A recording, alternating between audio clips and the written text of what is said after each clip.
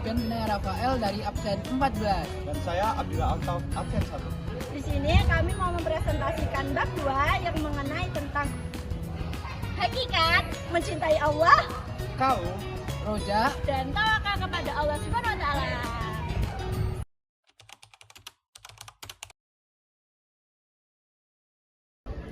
Assalamualaikum warahmatullahi wabarakatuh. Selamat sore, salam sejahtera untuk kita semuanya.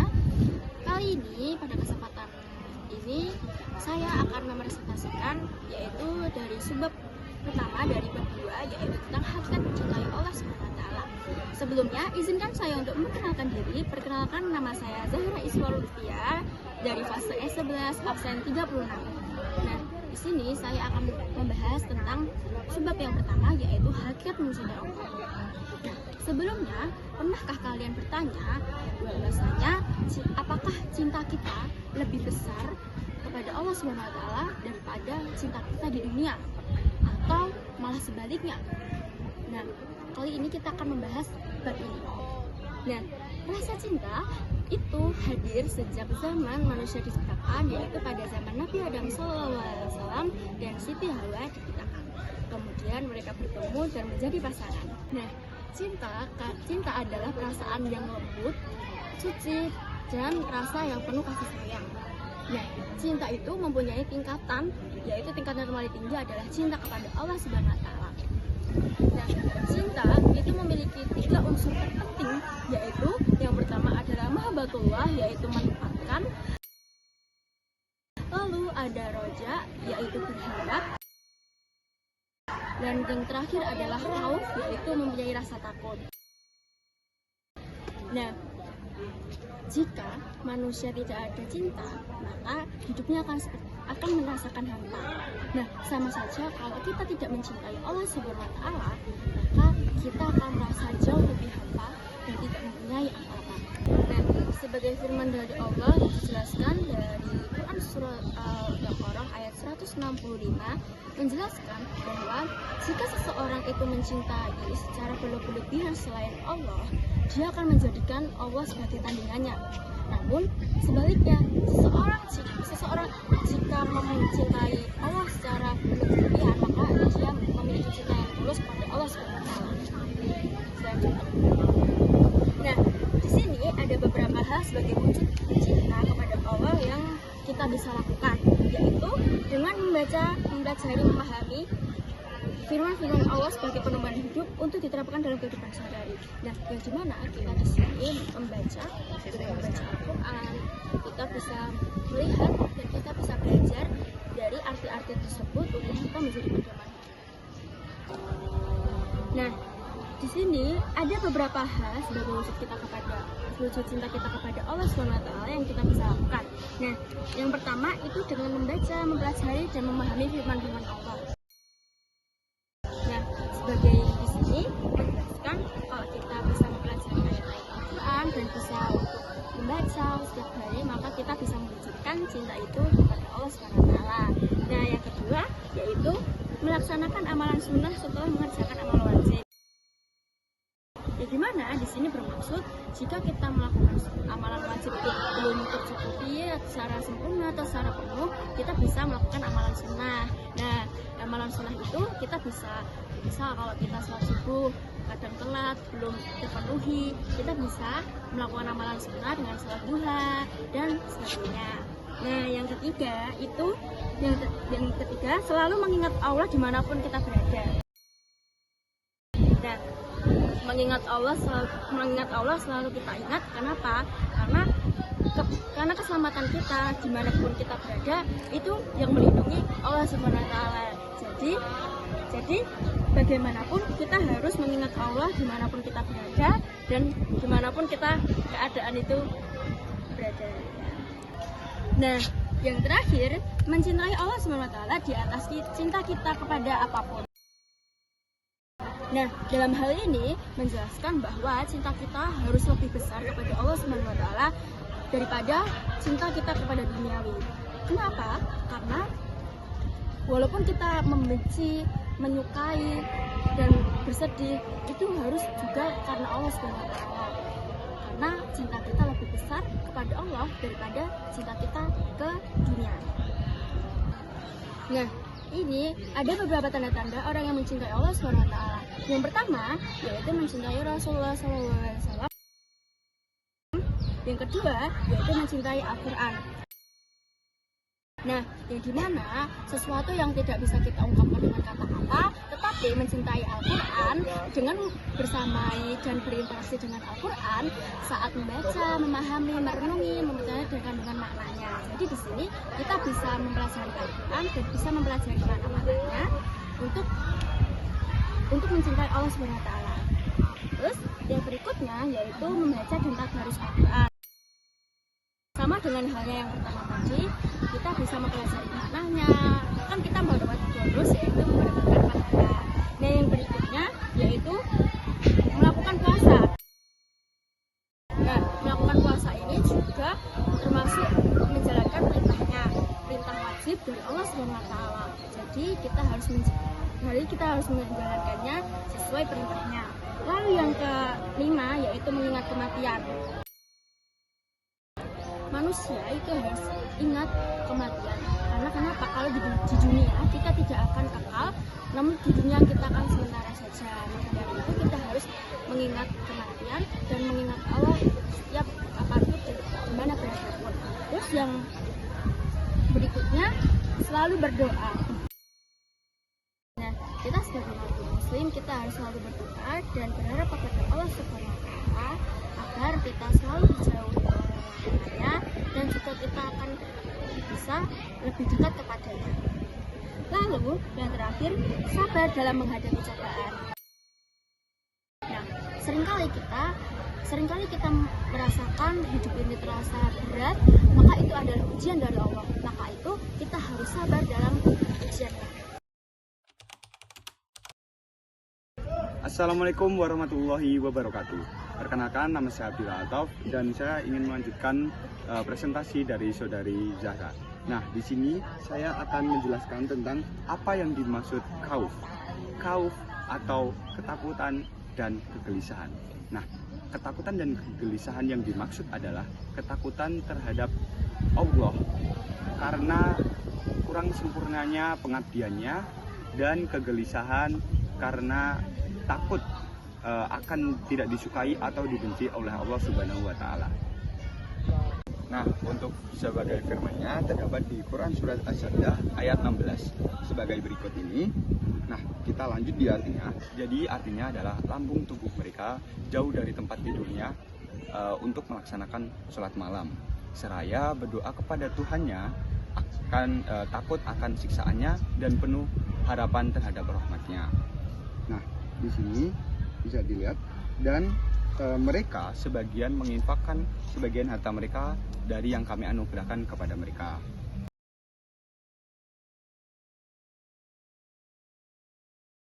Nah, di sini ada beberapa tanda-tanda orang yang takut kepada Allah atau khauf tadi. Di sini kalian udah tahu belum? Nah, di sini aku jelasin dulu ya. Yang pertama, bisa kalian lihat di sini tampak dari ketaatannya kepada Allah Subhanahu wa Ta'ala. Nah, orang yang khauf atau takut kepada Allah pastinya bisa dilihat dari ketaatannya dalam beribadah dan melakukan hal-hal kegiatan kehidupan sehari-harinya. Nah, orang yang takut pastinya akan melaksanakan ibadah dengan sebaik-baiknya karena dia yakin dan dia percaya bahwa Allah tidak menyukai hal-hal yang buruk dan Allah Maha melihat. Dan yang kedua di sini menjaga lisan dari perkataan dusta. Sangat berhubungan dengan yang pertama tadi juga, karena orang yang khauf dan percaya kepada Allah pasti akan berusaha menjaga lisannya dari perkataan dusta, karena perkataan dusta itu sangatlah berdosa dan Allah tidak menyukai perkataan dusta tersebut. Nah, di sini ada yang nomor 3, yaitu menghindari iri dan dengki. Sama aja, karena orang yang takut kepada Allah pastinya akan berusaha tidak melakukan hal-hal yang dilarang oleh agama Islam tersebut. Jadi menghindari iri dan dengki termasuk tanda-tanda orang yang khauf. Nah, di sini masih ada lagi nomor 4, menjaga pandangan dari kemaksiatan. Ya, orang yang takut kepada Allah pastinya ingat bahwa menjaga pandangan adalah suatu kewajiban, apalagi bagi seorang muslim. Dan bukan hanya menjaga pandangan, tetapi juga menjaga aurat tubuhnya.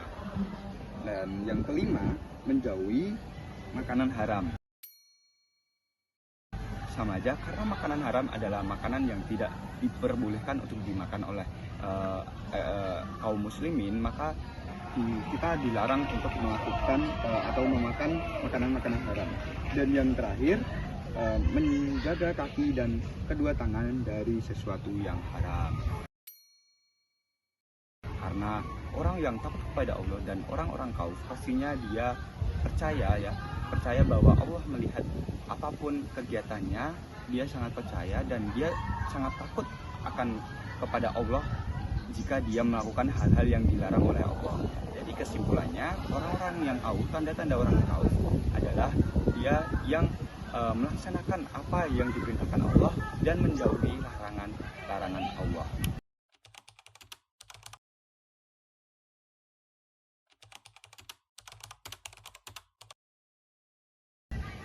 Nah, yang selanjutnya di sini saya akan membawakan materi tawakal. Kalian udah pada tahu belum apa itu tawakal kepada Allah Subhanahu wa taala? Jadi, apa yang dimaksud tawakal kepada Allah Subhanahu wa taala? Secara bahasa, tawakal sendiri berarti memasrahkan, menagungkan sesuatu, menyerahkan dan mewakilkan. Nah, kalau secara istilahnya, tawakal artinya menyerahkan segala sesuatu permasalahan kepada Allah Subhanahu wa taala setelah melakukan usaha sekuat tenaga. Nah, di sini ada manfaat sifat tawakal. Yang pertama bisa dilihat tercukupi semua keperluan. Orang yang bertawakal atau menyerahkan segala sesuatunya kepada Allah Subhanahu wa taala akan lebih merasa bersyukur. Jadi, dia akan terpenuhi semua kebutuhannya karena dia merasa tercukupi. Tidak ingin mencari kebutuhan yang lain yang sekiranya memang tidak diperlukan gitu. Nah, yang kedua adalah mudah untuk bangkit dari keterpurukan. Nah, misalnya nih kalian sedang mengerjakan ujian matematika yang sangat sulit, pastinya kita terkadang bisa pikiran kita sudah habis gitu, kita tidak bisa mencari jawabannya, atau kita dalam permasalahan yang sangat besar kita tidak bisa mendapatkan petunjuknya. Nah, kita harus selalu berusaha terlebih dahulu agar dan kita harus berusaha tenang, karena itu tawakal adalah kunci kesuksesan, yaitu tenangkan diri terlebih dahulu. Nah, dengan kita bertawakal, kita insya Allah bisa bangkit dari keterpurukan. Ya, seperti tadi, contohnya tadi, kita bisa pelan-pelan menemukan jawaban-jawaban ujian kita atau mencari petunjuk-petunjuk dari permasalahan kita.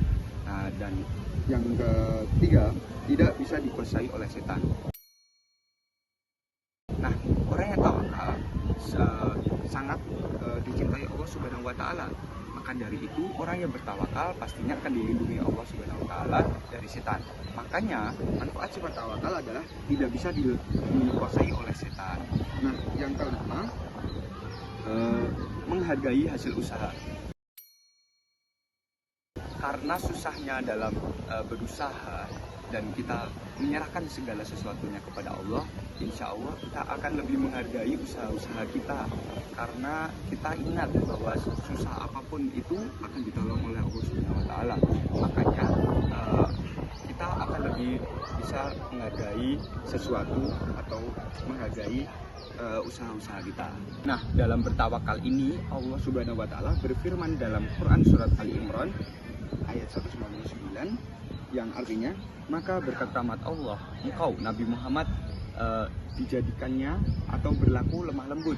Seandainya engkau Nabi Muhammad bersikap keras dan berhati kasar, mereka akan menjauhi dari sekitarmu. Nah, oleh karena itu, maafkanlah mereka, memohonkanlah ampunan mereka, dan bermusyawarahlah dengan mereka dalam segala urusan yang penting. Apabila telah membulatkan tekad, bertakwalah kepada Allah Subhanahu wa taala. Sesungguhnya Allah Subhanahu wa taala mencintai orang-orang yang bertakwa.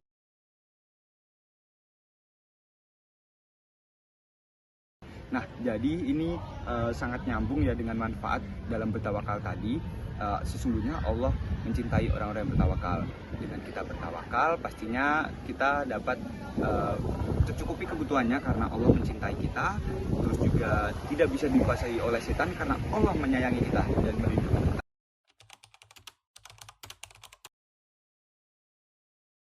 Assalamualaikum warahmatullahi wabarakatuh. Perkenalkan, nama saya Fabian bin Rafael. Saya adalah pemateri dari kelompok 2, ingin melanjutkan materi dari saudara Abdillah. Saya akan membahas tentang roja. Yang pertama, apa yang dimaksud dengan roja? Roja adalah sikap yang mengharapkan ridho, rahmat dan juga pertolongan dari Allah Subhanahu wa taala serta meyakini bahwa hal tersebut dapat diraih. Ada 3 bentuk roja menurut Abdullah bin Kubik. Yang pertama adalah melakukan kebaikan dan berharap kebaikan tersebut diterima oleh Allah Subhanahu wa taala. Roja tercermin dalam harapan bahwa kebaikan yang dilakukan oleh seseorang diterima oleh Allah Subhanahu wa taala karena Allah Subhanahu wa taala Maha Pemurah dan akan membalas setiap kebaikan yang dilakukan oleh hambanya. Nah, yang kedua adalah berbuat kejahatan lalu bertobat. Raja juga terlihat ketika seseorang mengharapkan ampunan dari Allah Subhanahu wa taala ketika bertobat setelah melakukan kesalahan. Hal ini menandakan bahwa Allah Subhanahu wa taala Maha Pengampun dan juga Allah akan membukakan pintu taubat bagi hamba-hambanya yang tulus dalam bertaubat. Yang ketiga adalah berdusta lalu berhenti dan meminta ampun. Roja muncul dalam harapan bahwa Allah akan mengampuni segala dosa-dosa masa lalu yang dilakukan oleh hambanya ketika hamba tersebut berhenti melakukan hal tersebut dan bertekad untuk menjadi pribadi yang lebih baik. Dalam hal ini, intinya roja adalah sikap positif yang menggabungkan antara tawakal dan ikhtiar kepada Allah Subhanahu wa taala dengan harapan bahwa Allah akan menerima segala kebaikan dan juga mengampuni dosa-dosa yang telah dilakukan oleh hambanya yang ingin bertaubat. Nah, berikutnya adalah cara menumbuhkan sikap roja. Yang pertama adalah musahabah atas nikmat dari Allah Subhanahu wa taala. Mensyukuri dan juga merenungi nikmat-nikmat yang telah Allah berikan kepada kita dan percaya bahwa apa yang telah diberikan kepada kita adalah bentuk rasa kasih sayang Allah yang diberikan kepada hambanya. Yang kedua adalah mempelajari dan memahami Al-Quran. Membaca dan mempelajari ayat-ayat Al-Quran yang berkaitan dengan rahmat, ridho, dan juga janji-janji Allah dan menjadikan Al-Quran tersebut sebagai pedoman dalam hidup. Nah, yang ketiga adalah meyakini kesempurnaan karunia Allah Subhanahu wa taala. Meyakini bahwa apa yang telah diberikan oleh Allah Subhanahu wa taala adalah yang terbaik untuk kita, walaupun terkadang yang diberikan tidak sesuai dengan kemauan kita. Tapi kita harus tahu bahwa Allah Subhanahu wa taala adalah yang Maha mengetahui dan juga Maha bijaksana. Nah, yang berikutnya adalah manfaat sikap roja.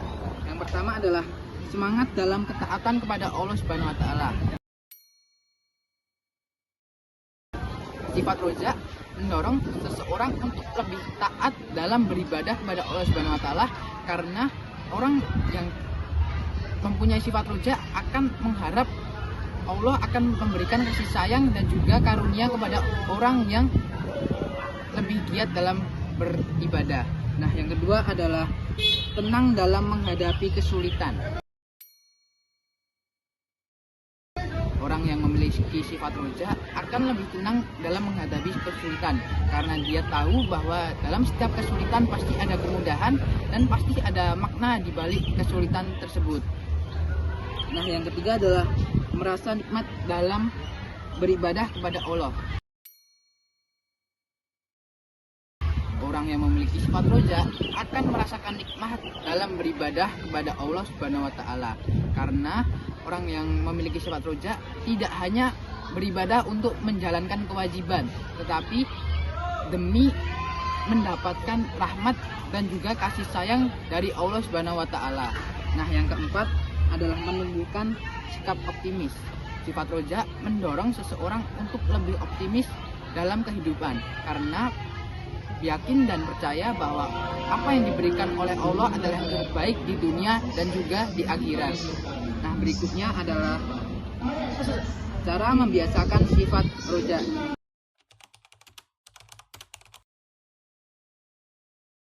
Yang pertama, selalu berpegang teguh pada tali agama Allah Subhanahu wa taala. Orang yang berpegang teguh pada agama Allah Subhanahu wa taala akan selalu mendapatkan rahmat dan karunia dari Allah Subhanahu wa taala. Nah, yang kedua adalah selalu berharap kepada Allah Subhanahu wa taala. Allah menyuruh kita untuk selalu berharap dan juga berikhtiar kepada Allah Subhanahu wa taala karena Allah Subhanahu wa taala yang Maha Penguasa dan Maha Baik. Juga selalu merasa takut kepada ancaman dan siksaan Allah Subhanahu wa taala. Rojak sendiri berarti harapan, tetapi kita juga harus menyeimbangkan rojak dengan khauf karena orang yang memiliki sifat rojak dan juga khauf akan menjauhi perbuatan-perbuatan maksiat dan juga dosa-dosa yang besar.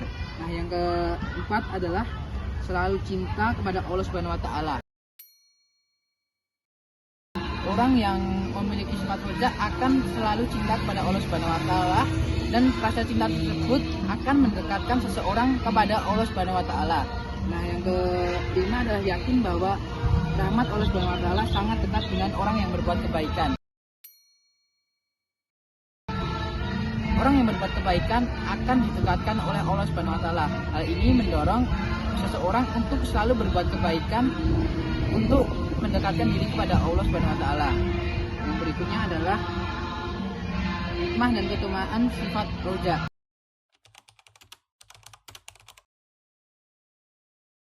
Yang pertama adalah menumbuhkan sikap optimisme total.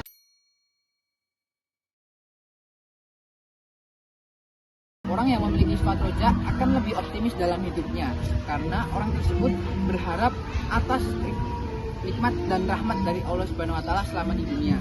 Nah, yang kemudian nomor 2 menjadikan seseorang hidup tanpa kesedihan. Orang yang memiliki sifat roja akan cenderung lebih bahagia karena dia tahu bahwa setiap kesedihan pasti ada kebahagiaan lain yang akan datang.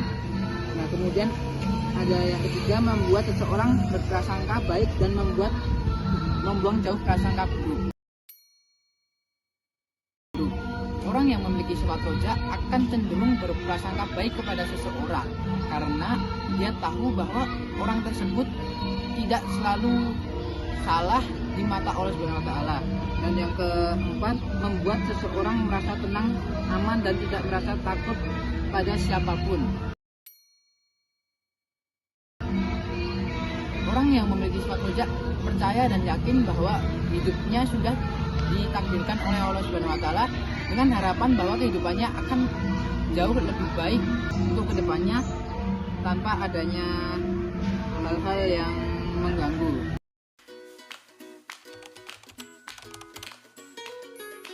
Di sini pertama dari Fatimah absen 15, di sini dia bertanya bagaimana hubungan antara cinta kepada Allah dan ketaatan terhadap perintahnya. Nah, di sini kita berpikir ya, ketika kita mencintai Allah, kita akan justru malah lebih dekat kepada Allah dan menjalankan perintahnya. Tetapi jika sebaliknya, misalnya ketika kita tidak mencintai Allah, maka kita akan jauh dari perintahnya, lalu kita bakalan dekat sama larangannya.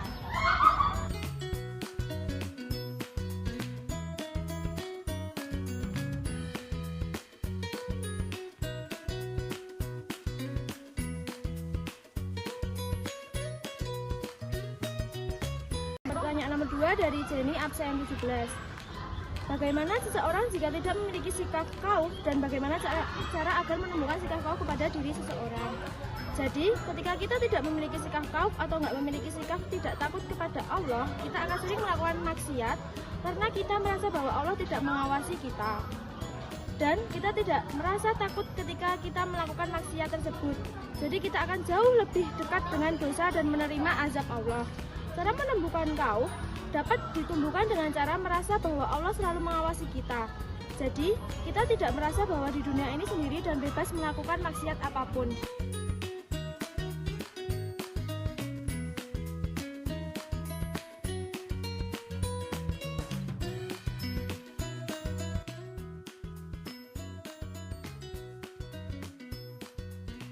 Pertanyaan ketiga dari saudara Alifinanda, absen 3.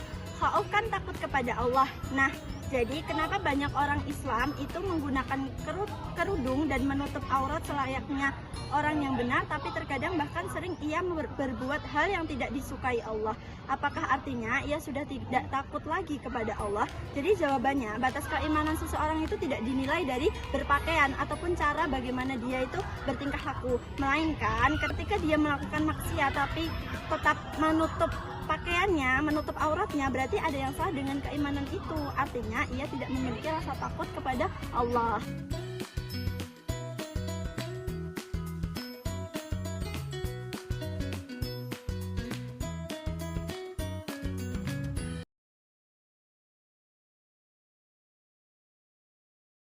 Yang terakhir dari Vale absen 13.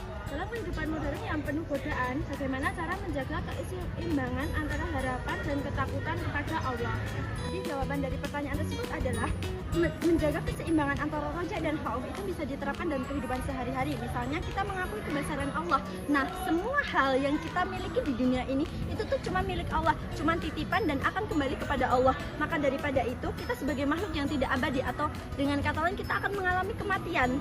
Kita akan mengalami kematian dan harus selalu mengingat kematian. Maka daripada itu kita harus sering bertobat kepada Allah. Nah, disinilah raja itu kita terapkan, yaitu kita berharap kalau Allah nanti akan mengampuni dosa kita dan menerima tobat kita. Sekian, terima kasih.